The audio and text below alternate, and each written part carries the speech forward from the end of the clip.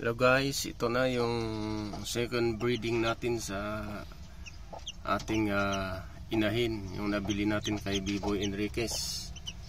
Bali 8 ito. Kaso sa tingin ko ang daming mga babae dito. Ayan o, parang 5 ang babae.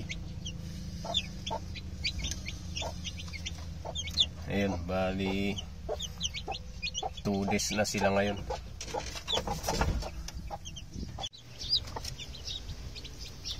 Bale, itong inahin, yung nanay nila is half-half Boston Macklin yung bloodline nito, kaya ganyan yung paan niya, hindi masyadong dilaw, halong green at saka dilaw.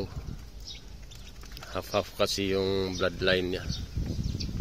Sana lumaking mga sisiw na to maayos para makabawi-bawi tayo sa gastos.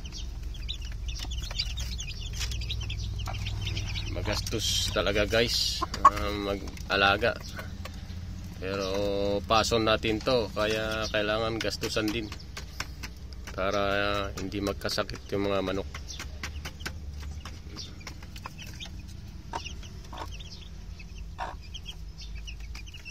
So yan guys, ang update sa ating alagang manok. Salamat sa inyong panonood. Thank you very much.